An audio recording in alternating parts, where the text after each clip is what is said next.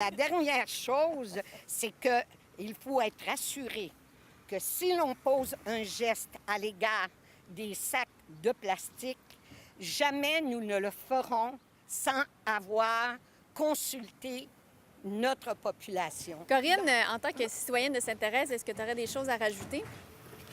En fait, la seule chose, c'est que j'espère sincèrement que les sacs de plastique vont vraiment être à l'agenda lorsque la politique va être développée et que bientôt, on va voir à Sainte-Thérèse des commerçants emboîter le pas un peu comme à Deux-Montagnes où on ne nous offrira plus de sacs de plastique et qu'on va utiliser des sacs réutilisables. On est d'accord avec ça. Merci, Corinne. De rien! Alors, en terminant, je vous remercie, mesdames, de ce bel accueil chaleureux et on vous souhaite une belle saison estivale. Et ça, j'imagine que ça va être au mois de septembre que ça va être proposé. Nous allons le présenter la semaine prochaine pour notre conseil lundi prochain, qui est une publique, mais nous allons le présenter avant la publique. Et ensuite, on va voir qu'est-ce qui va être le suivi de ce projet. Nous sommes avec vous, on ne vous lâchera pas, et puis lâchez pas vous non plus. Et grâce à TVBL, que nous remercions aussi. Merci! Nous sommes devant la mairie de Rosemère et on va aller porter notre belle pochette de presse à la mairesse.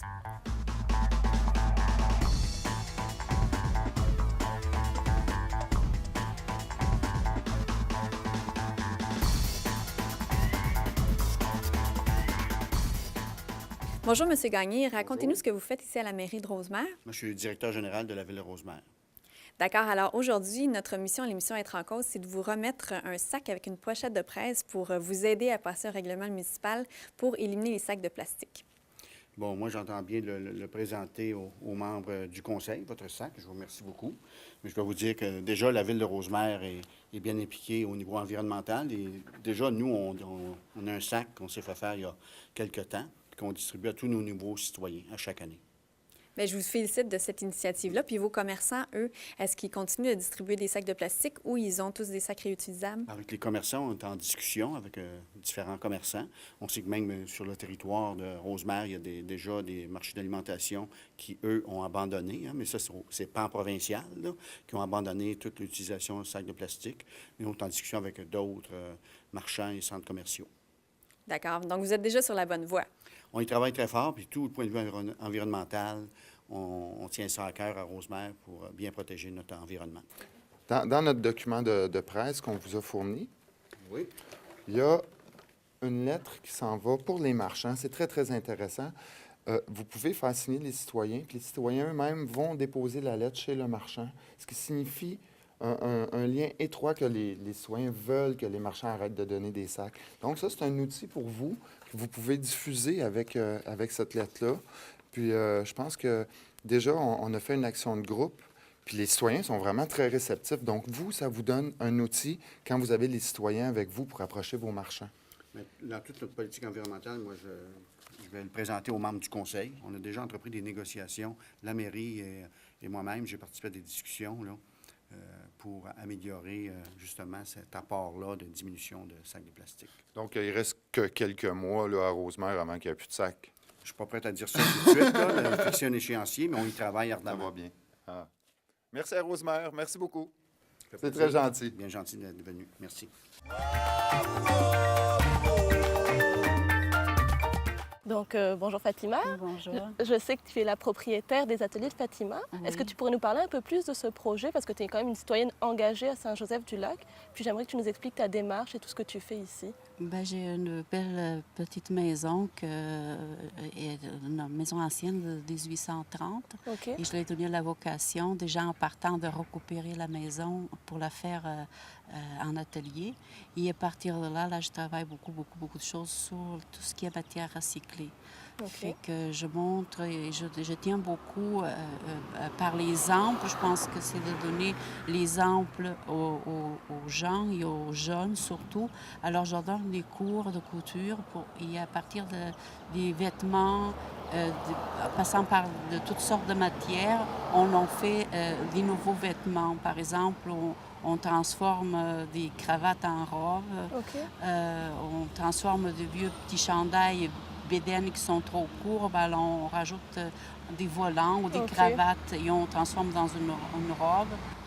Pour les cravates, c'est des gens qui viennent t'apporter les cravates? Il y Les a des... cravates, j'ai passé le mot à la Caisse populaire ici. OK. Et la Caisse, ils ont fait une levée de fonds de cravates que par la suite, ils ont envoyé en mémo à l'intérieur des caisses et j'ai reçu même des cravates de Montréal, Wow. des gens d'affaires, des filles de des jardins, etc. Et ils m'ont envoyé ça par prolateur. J'ai reçu beaucoup de cravates. Donc, les cravates sont récupérées, puis ce sont les jeunes qui vont refaire Oui, des oui. vêtements, des Parmi les créations. cours, à partir des cours, ben, on part en idée. Une fois, ils font un dessin. Bon, je OK. les guide un peu ce qu'on peut faire pour choisir les tissus, pour agencer les tissus. Mais ils font des choses magnifiques avec ça. OK. Et surtout, le premier morceau, ben, c'est ça qu'on fait. Je fais le premier morceau Oui, pour j'ai vu que tu nous as amené... Alors, on fait des sacs. On récupère n'importe quel tissu. Ici, c'était des sacs à café. OK. La OK. jute très résistante. Les jutes très résistantes qu'on peut utiliser ça Parfait. des centaines de fois encore. Ça, c'est en jeans. Il y a toujours la thématique des fruits, qui est quand même quelque chose de très important dans l'économie de Ben, de c'est sûr, Saint-Joseph. oui, parce que là, ça me donne l'opportunité de les montrer à broder, à utiliser l'aiguille. Les gens aiment beaucoup broder. Là, en ce moment, fait qu'on peut agrémenter les sacs à partir de la matière qu'on a déjà dans le jean utilisé qui est comme défraîchi ou déchiré.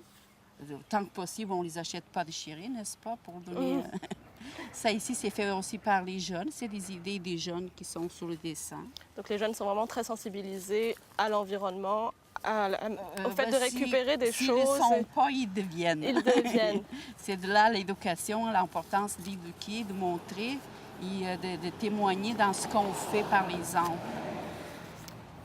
Ici, c'est le haut du sac. Alors, les jeans, là, sont encore bons pour utiliser 400 lavages. 400. Alors, on peut imaginer combien de sacs qu'il y aurait de moins dans les sites d'enfouissement.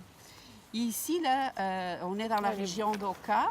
Alors, les moines, ils sont partis, ont fermé la place et j'ai récupéré des retailles de tissu qu'il y avait chez eux. Alors, avec ça, là, c'est leur restant de cap.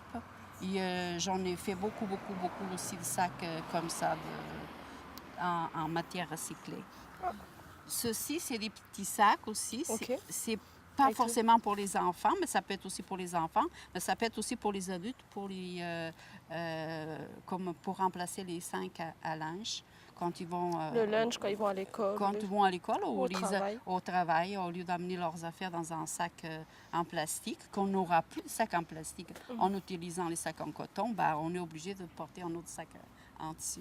Et ça, c'est des petits sacs, des petits sacs à main, tout fait à partir des matières recyclées aussi. Ça, c'est des vieux rideaux. Ça, c'est des doubles rideaux. À l'intérieur, c'est un restant de drap qui était encore bon. Alors, ça fait des magnifiques sacs qui sont tous peints à la main aussi par les jeunes dans l'atelier. Ils peignent sur les tissus. Ça leur permet de sortir leur créativité,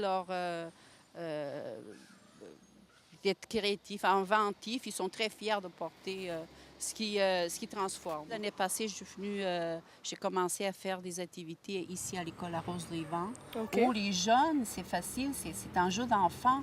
Faire des sacs comme ça, là, c'est les enfants de première année qui en ont fait. Alors, on ne peut pas dire que c'est quelque chose de compliqué et inaccessible. C'est accessible à tout le monde. En plus, on peut mettre des outils à l'intérieur. Tout le monde porte des jeans. C'est des fibres qui sont très, très résistantes. Et c'est des fibres qui peuvent encore durer longtemps. Souvent, les enfants, ils font leur sac pour faire des cadeaux à ses parents.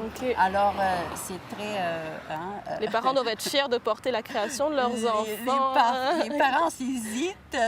Ils n'hésiteront pas longtemps parce que c'est le sac que l'enfant fait penser de porter. On peut faire un sac avec à peu près n'importe quoi. On n'aura plus besoin jamais de sac en plastique. Rien ne se perd, rien ne se crée, tout se transforme. Sur le rebord des voies ferrées, envahissant tout un village, drapeaux aux 1000 couleurs, la caissière vous noie au passage. Prenez-en, c'est de bon cœur.